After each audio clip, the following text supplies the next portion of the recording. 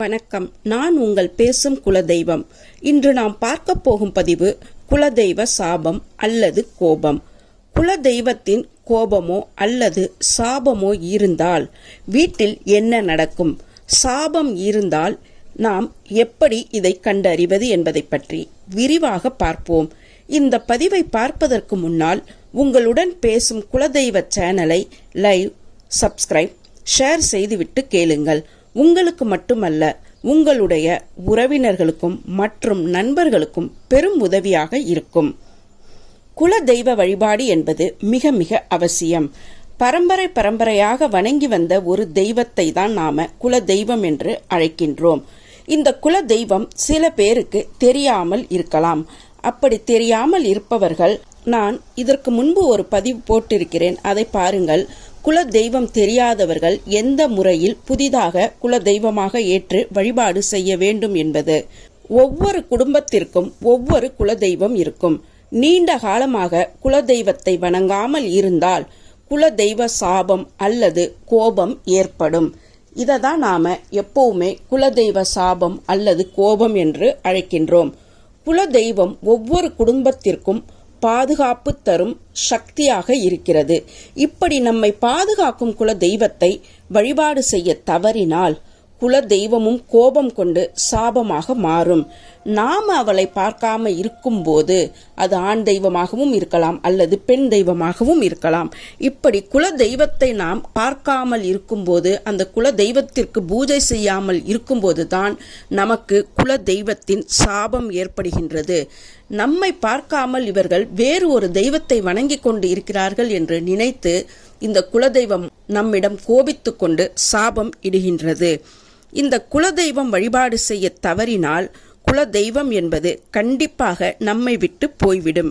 அதற்காகத்தான் நாம வருடம் எந்த குலதெய்வமாக இருந்தாலும் சரி, அது ஆண் தெய்வமாக இருந்தாலும் சரி அல்லது பெண் தெய்வமாக இருந்தாலும் சரி, அதற்கு உண்டான முறையான பூஜையை நாம் வருடத்திற்கு ஒரு முறையாவது செய்ய வேண்டும். இப்போது குலதெய்வ சாபம் இருப்பதை நாம் எப்படி அறிந்து கொள்வது? இதற்கு உண்டான அறிகுறிகள் என்ன என்று பார்ப்போம்.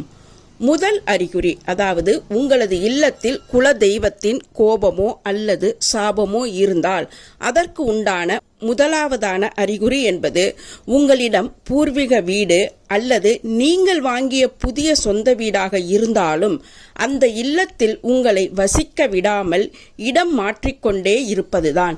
முக்கியமாக நீங்க சொந்த வீடு, அது உங்களுடைய பூர்வீக சொந்த வீடாகவும் இருக்கலாம் அல்லது நீங்கள் பணம் போட்டு வாங்கிய வீடாகவும் இருக்கலாம்.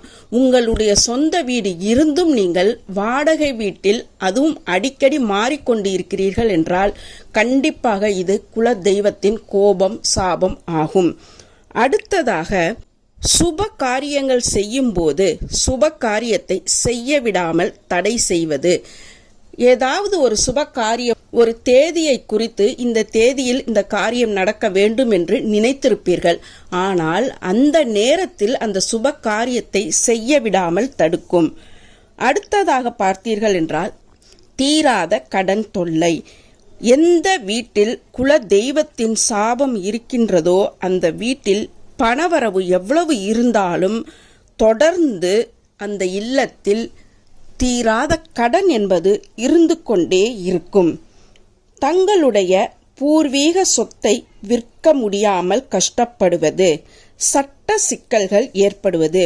உங்களிடம் இருக்கின்ற ஏதாவது ஒரு சொத்தை நீங்கள் விற்க வேண்டும் என்று நினைத்தாலும் அதை விற்க முடியாது. அதில் ஏதாவது ஒரு சட்ட சிக்கல் இருந்து கொண்டே இருக்கும். ஆண் குழந்தை இல்லாமல் இருப்பது, அந்த பரம்பரைக்கே ஆண் குழந்தை இல்லாமலே இருக்கும், தொடர்ந்து பெண் குழந்தைகளே இருந்து கொண்டே இருக்கும்.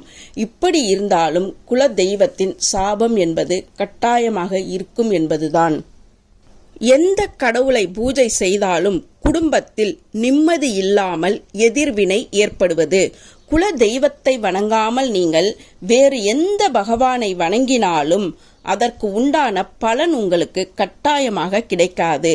நீங்கள் மனமுருகி விரதம் இருந்து எப்பேற்பட்ட பூஜை செய்தாலும் குலதெய்வத்தை மறந்து வேறு ஒரு கடவுளை வணங்கும் போது கண்டிப்பாக அந்த வீட்டில் நிம்மதி என்பது இருக்காது, எதிர்வினை ஏற்பட்டு கொண்டே இருக்கும்.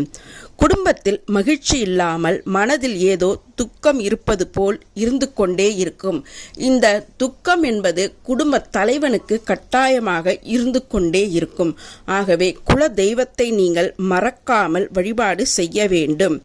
இப்படி நீங்கள் உங்களையே வருத்திக் கொள்ளும் அளவுக்கு அறிகுறிகள் இருந்து கொண்டே இருக்கும். குல தெய்வ சாபம், குல தெய்வ கோபம், இதுதான் இதற்கு உண்டான முக்கியமான காரணங்கள் ஆகும். இந்த குல தெய்வ சாபம் அல்லது கோபம் நீங்க நாம் என்ன செய்ய வேண்டும் என்பதை பற்றி அடுத்த பதிவில் விரிவாக பார்ப்போம். அதுவரை உங்களிடம் இருந்து விடை பெறுவது நான் உங்கள் பேசும் குலதெய்வம்.